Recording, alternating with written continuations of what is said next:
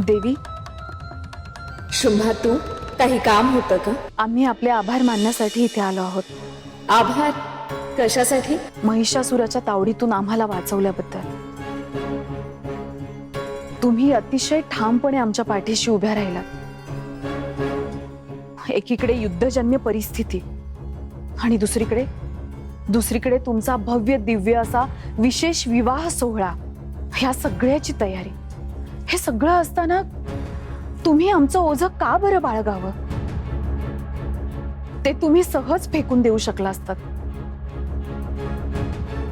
परंतु तरीही तुम्ही तुमचं दायित्व अगदी आनंदाने स्वीकारलं.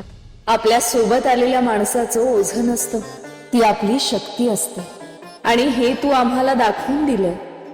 मनुबाईला धडा शिकवलास, मग या नभाजीचा मुखवटा दूर करून त्याचा खरा चेहरा दाखवून दिलास. तू या महालात आल्यापासून अनेक चांगल्या गोष्टी घडतायत.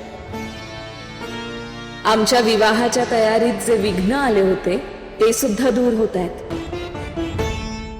तुझी खूप मदत होते आम्हाला शुंभा.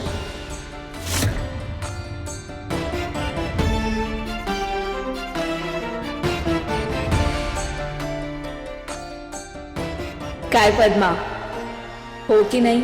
खरं बोलतोय ना आम्ही? हो देवी, शुंभाराणींची आपल्याला मदतच होतीये.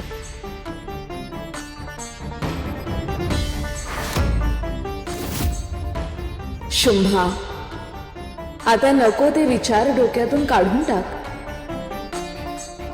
आता महिषासुरच काय, दुसरा कोणताही शक्तिशाली असुर असला तरी देखील आम्ही तुला अंतर देणार नाही.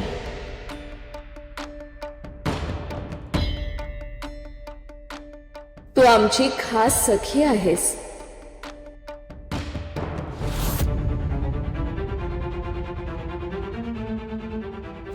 शुंभाराणी आता देवींच्या अगदीच जवळच्या झाल्या.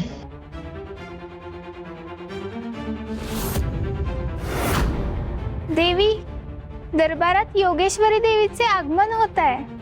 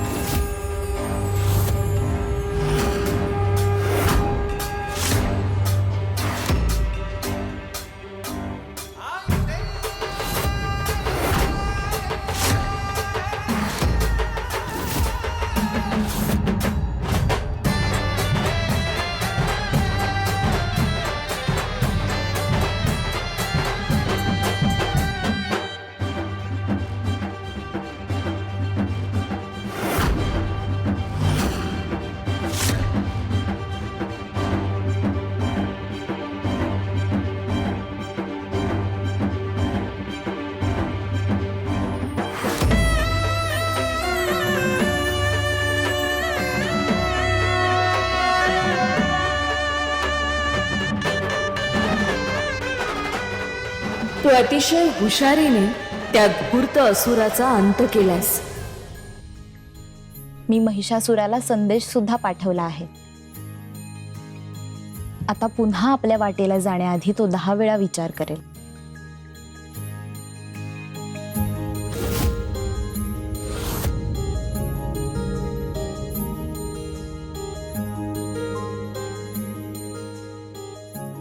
आता आपलं नातं भक्त आणि देवी असं नाहीये. तुम्ही जशा तुळजाच्या आई आहात तशा माझ्याही आईच आहात. या नात्यात तुमचं स्थान मोठं आहे. ही तुझी आई असेल तर मी तुझी बहीण झाले ना.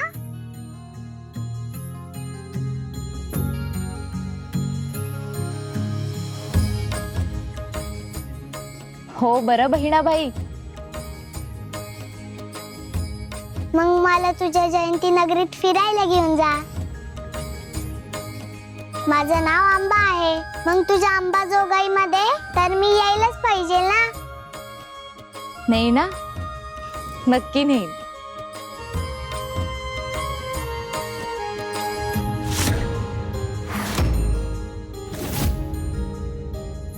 आम्ही ज्या ऋषींना मुक्त केलं त्यांनी तुमच्यासाठी काहीतरी पाठवलं. आमच्यासाठी?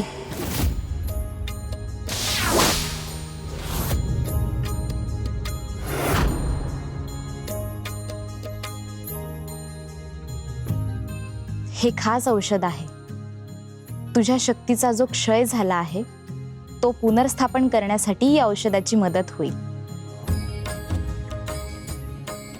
यात अनेक संजीवनी वनस्पतींचा रस आहे जो संजीवन मंत्रांच्या अनेक आवर्तनांनी सिद्ध आहे. खरंच यांनी माझ्या लेकीला बरं वाटेल.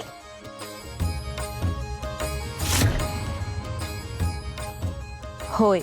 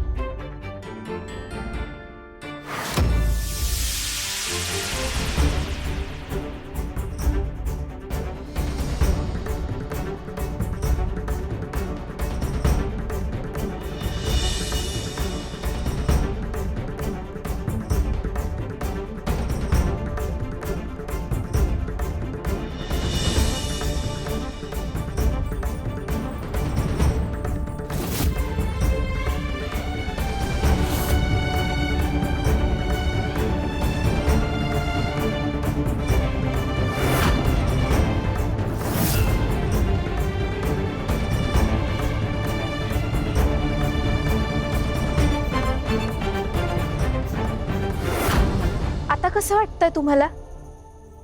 आमच्या शरीरात जणू लाखो ब्रह्मांडांची शक्ती पुन्हा प्रस्थापित झाल्यासारखी वाटते. लई बरं झालं. माझ्या लेकीला पूर्ण बरं वाटलं. तिची तब्येत पुन्हा पहिल्यासारखी झाली. आज लई चांगला दिस आहे.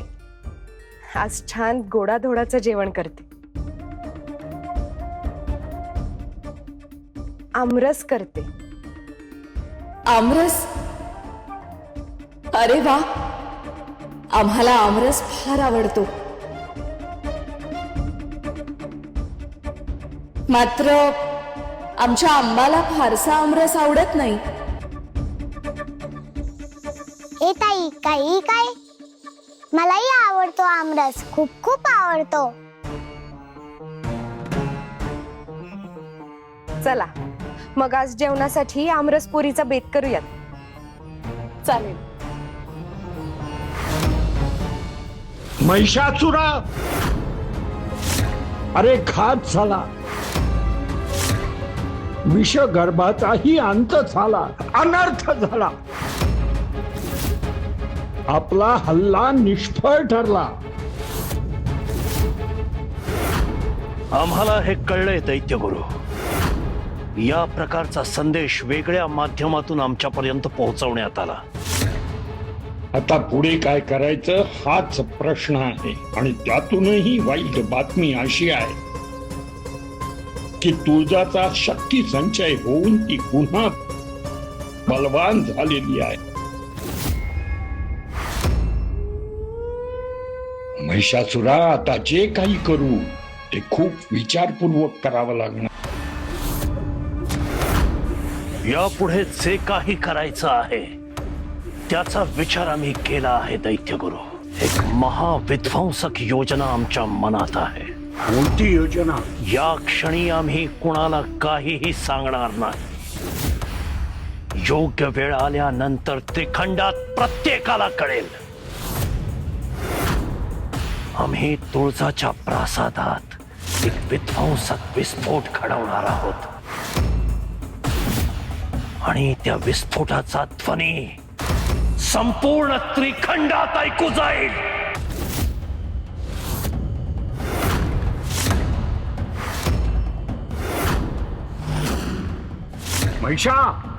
महिषासुरा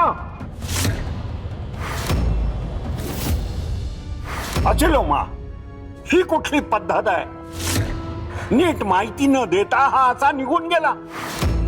असुर कुळाचे गुरु आहोत आम्ही.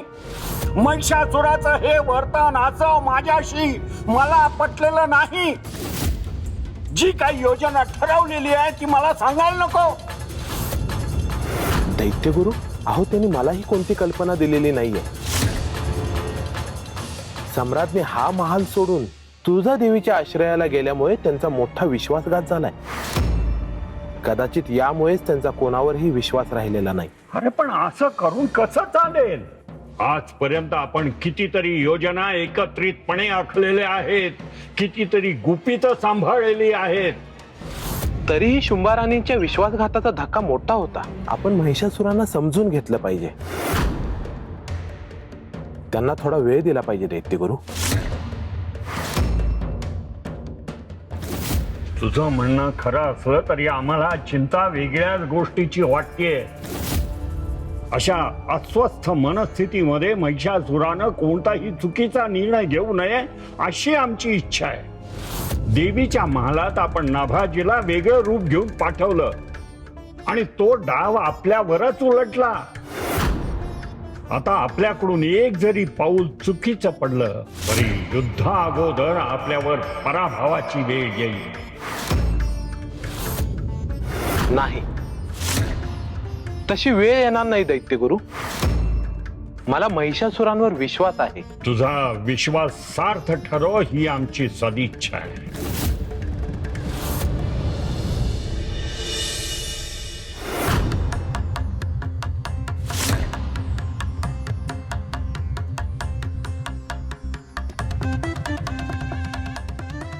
आई, आज तुझ्या हातचा पहिला घास मी खाणार. नाही, पहिला घास मला हवा. मी मोठी बहीण आहे ना, मग पहिला घास मी खाणार. पहिला हक्क माझा. मी धाकटी आहे ना, मी आईची जास्त लाडकी आहे. माझा हक्क मोठा आहे. आई मलाच भरवणार. नाही, आई पहिले मला भरवणार. नाही नाही, आई मलाच भरवणार. अगं, असं काय म्हणताय? बहिणी बहिणींचे वाद असेच असतात. तुळजा, तू जरी अख्ख्या विश्वाची आई असलीस तरी बहिणी समोर लहान मुलींसारखाच हट्ट करतेस. मग आता त्यात माझी काय चूक? किती दिवसांनी आईच्या हातचं खायला मिळणार आहे? मी सुद्धा माघार घेणार नाही, कारण किती काळानंतर आईने आमरस केलाय. जाऊ दे ओ गंगाई काकू, तुम्ही मलाच भरवा. म्हणजे दोघांच्या भांडणात तिसऱ्याचा लाभ. नाही नाही.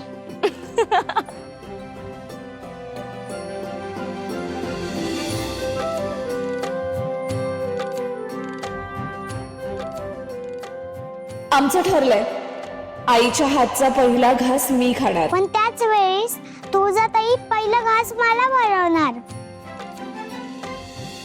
वा, हुशार आहे तुम्ही दोघी. म्हणजे तुम्ही दोघी बी जिंकणार.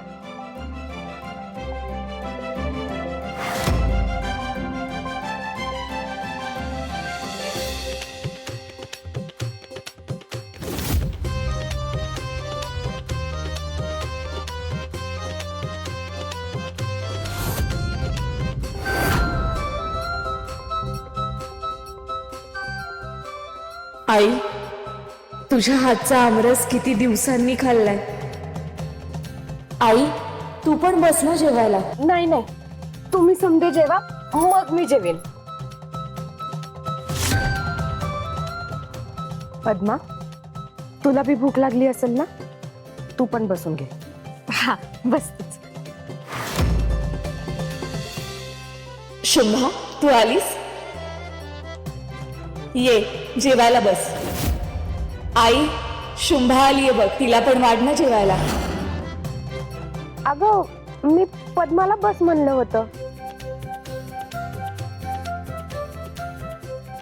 हो का? बरं बरं, ये पद्मा बस. देवी असं काहीच नाहीये. शुंभाराणी बसा ना तुम्ही. बर.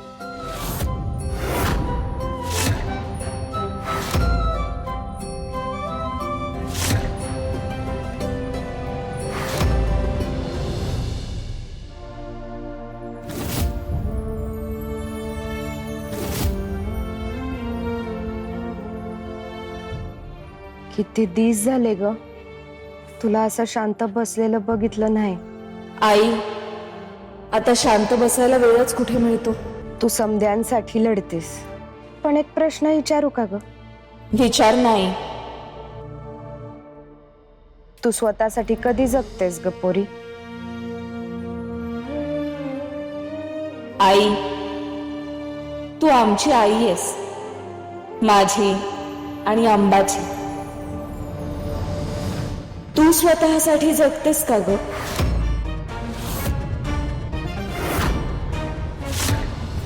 कधी बाबांची काळजी, कधी अंबाची चिंता. मी तिथे असताना तू माझी पण किती काळजी घेत होतीस.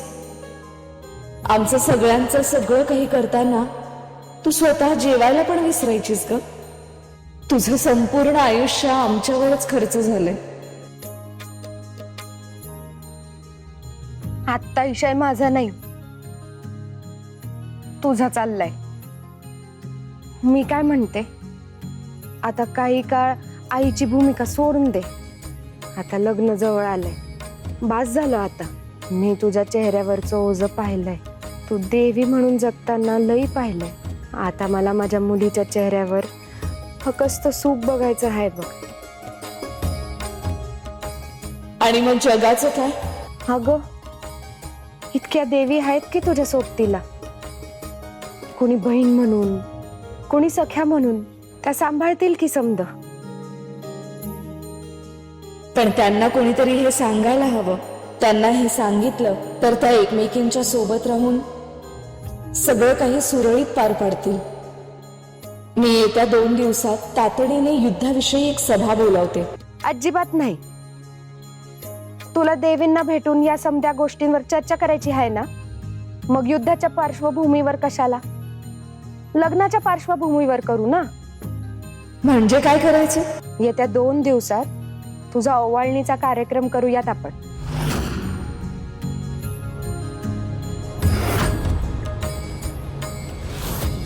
आत्ता इतक्या सगळ्या गोंधळात? अगं गोंधळ तर नेहमीच असणार आहे, आणि हा गोंधळ सावरायला हा कार्यक्रम झालाच पाहिजे. सगळ्या देवींना बोलवून घेऊ, म्हणजे विधी तर होईलच, पण त्याचबरोबर तू त्यांना तुझ्या युद्धाविषयी काय हवं तेही सांग. आई पण आता नाही, ठरलं आता. तुझा ओवाळणीचा विधी करायचा म्हणजे करायचा.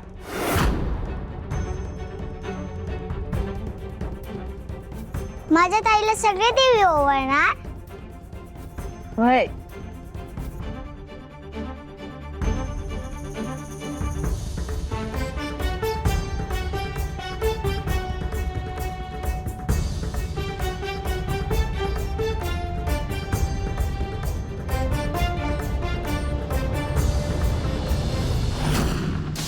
नारायण नारायण.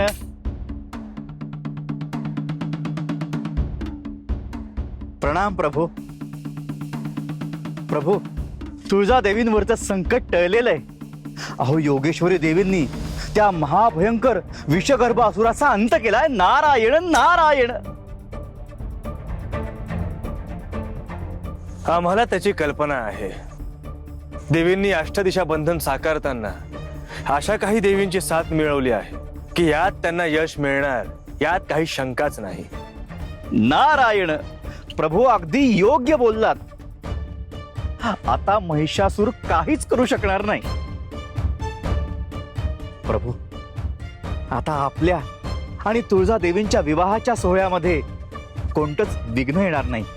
नारायण. होय देवर्षी. आता सारं काही सुरळीत पार पडावं अशीच अपेक्षा आहे.